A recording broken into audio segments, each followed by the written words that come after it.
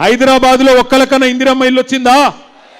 ఇందిరమ్మ ఇల్లు ఇచ్చుడు కాదు, ఇందిరమ్మ రాజ్యం అంటే ఏందో ఎరికేనా? బస్తీల మీదకి బుల్డోజర్లు పంపి, బస్తీల మీదకి ఇవాళ జేసీబీలు పంపి పేదవాళ్ళ ఇండ్లు కూలగొట్టుడే ఇందిరమ్మ రాజ్యం అన్నట్టుగా తయారైంది. హైడ్రా అని ఒక దంద పెట్టిండు.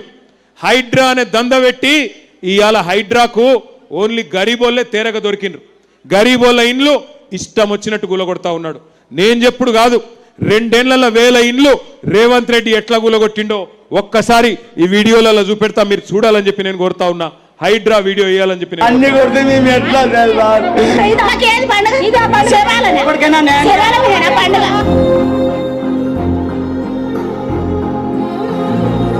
అయ్యా రేవంత్ రెడ్డి గారు మీకు ఓటేజ్ కల్పించినందుకు మాకు శిక్ష చేస్తారా? మాకు చెప్పండి అయ్యా.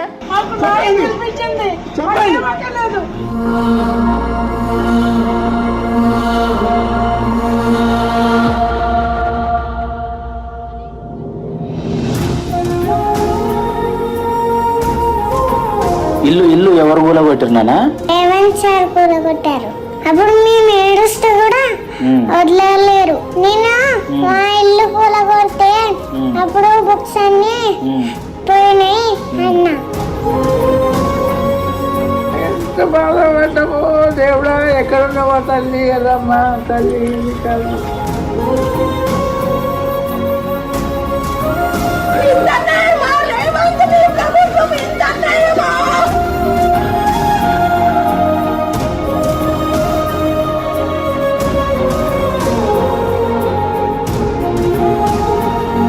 केसीआर साहब घर दिए गरीबों को चाबियां दिए। रेवंत रेड्डी साहब आके हमारे घर तोड़ दे रहे लोगों के, 250 घर तोड़ दे रहे, हम पैसे लगा के 500। केसीआर साहब तो फुगट में दिए, फिर क्या करे रेवंत रेड्डी? ఇచ్చేది వాళ్ళు, కూల్చేది వాళ్ళు, చంపేది కూడా వాళ్ళైతే బాగుండు. చంపేయండి వదిలిపోద్ది.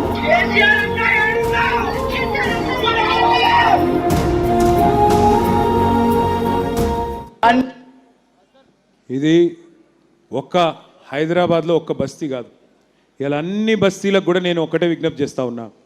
ఈ అరాచకం, ఈ హైడ్రా అరాచకం ఆగాలంటే, ఈ దుర్మార్గం ఆగాలంటే, బుల్డోజర్ మీ ఇంటికి రావద్దంటే మీరు 11 తారీఖు నాడు కాంగ్రెస్ను పచ్చడి చేస్తేనే ఈ దుర్మార్గం ఆగుతుంది. నేను దుర్మార్గం అని ఉత్తగానే అంటలేను, నేను దుర్మార్గం అని నాకేదో బాధ అయ్యి అంటలేను. ఒక్క మాట నేను చెప్తా, గరీబోళ్ళు అల్కగా దొరికిండ్రు హైడ్రాకు. అదే పెద్ద పెద్దోళ్ళు, నేను ఒక్కసారి వాళ్ళవి కూడా చూపెడతా, వాళ్ళ కాడికి మాత్రం పోతలేదు హైడ్రా. ఇగో ఈయన పేరు పొంగులేటి శ్రీనివాసరెడ్డి. అగో చెరువు మొత్తం ఆక్రమించి ప్యాలెస్ కట్టిండు పొంగులేటి. చూడురు ఒక్కసారి మీరు ఆ మీద చూడురి. అగో ఈయన పేరు తిరుపతి రెడ్డి, ఈయన పేరు శ్రీనివాసరెడ్డి మంత్రి. నెక్స్ట్ తిరుపతి రెడ్డి, రేవంత్ రెడ్డి వాళ్ళ అన్న. ఆ పక్కకున్నాడు చూడు రఘు, తిరుపతి రెడ్డి. ఆయన మొత్తం చెరువు లోపల కట్టిండు, ఆడికి పోదు హైడ్రా. ఇక వివేక్ అని ఇంకో మంత్రి, ఆయన చెరువులనే కట్టిండు, ఆయన కాడికి పోదు హైడ్రా. ఆ పక్కన పట్నం మహేందర్ రెడ్డి, ఆయన చీఫ్ విప్, మొత్తం తాలాబ్ మధ్యలో కట్టిండు, చెరువు మధ్యలో కట్టిండు, ఆడికి పోదు హైడ్రా. ఆ పక్కన ఆరికపూడి గాంధీ గారు, శేర్లింగంపల్లి ఎమ్మెల్యే గారు 11 ఎకరాలు కబ్జా పెడితే దగ్గర ఉండి హైడ్రా వాళ్ళు దానికి రేకులేసి మంచిగా సౌలత్ చేసి ఆయనకు మాత్రం చూసుకొని వచ్చారు. నేను అడుగుతున్నా ఇవాళ రేవంత్ రెడ్డిని, అయ్యా నీకేమైనా సిగ్గుంటే హైడ్రా ఏం తప్పు చేసింది అంటున్నావు? ఇగో వీళ్ళ గూలగొట్టు మొదలు. నీకు సిగ్గుంటే, నీ ప్రభుత్వానికి ఇజ్జతుంటే ముందు ఈ దుర్మార్గుల గూలగొట్టు, ఆ తర్వాత గరీబుల మీదకి రా. హైదరాబాద్లో గరీబోడు తేరగ దొరికిండు, బలిసినోడు మాత్రం నీకు కనబడతలేడా? ఇంత దుర్మార్గం జరుగుతుంటే, ఇంత కిరాతకం నీ హైడ్రా చేస్తుంటే ఏం తప్పు చేసింది హైడ్రా అని అడుగుతావా?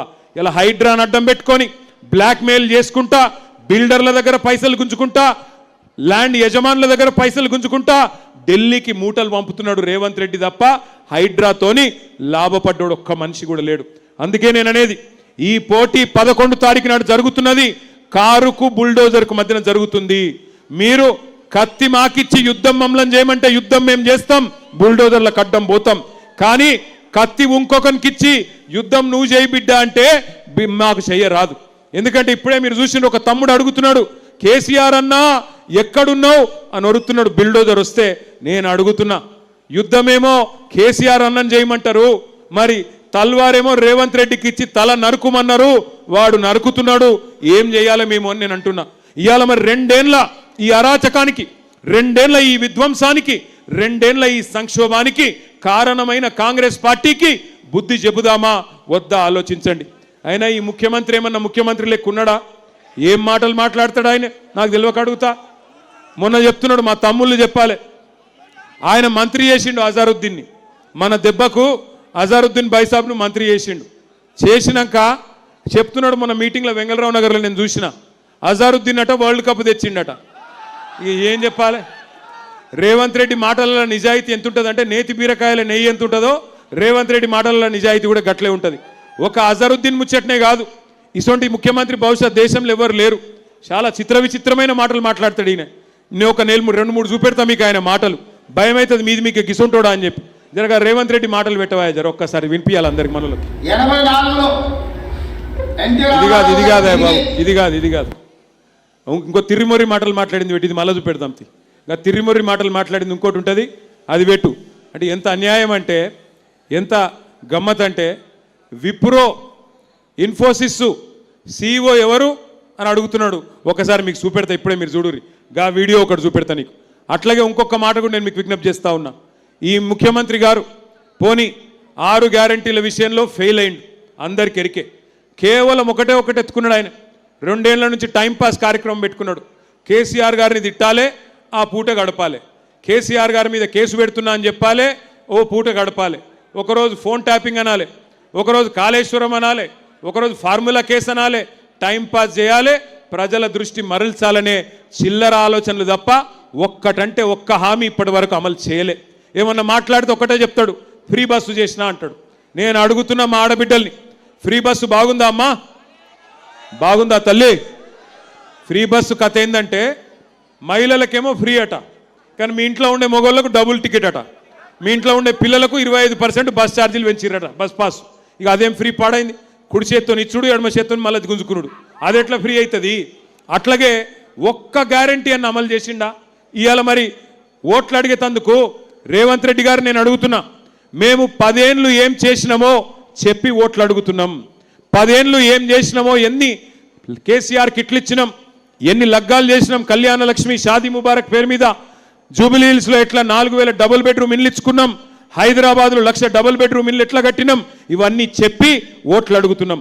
42 ఫ్లైఓవర్లు, ఐటీ పరిశ్రమ ఎట్లా పెంచినాం, తెలంగాణ ఆర్థిక ముఖ చిత్రం ఎట్లా మార్చినాం, తెలంగాణ వ్యవసాయ ముఖ చిత్రం ఎట్లా మార్చినాం, తెలంగాణలో సంపద ఎట్లా పెరిగింది, ఒక్కొక్క ప్లాట్ విలువ ఎట్లా పెరిగింది, ఒక్కొక్క జమీన్ విలువ ఎట్లా పెరిగింది, ఇవన్నీ చెప్పి ఓట్లు అడుగుతున్నది బీఆర్ఎస్. నువ్వేం చేస్తున్నావయ్యా?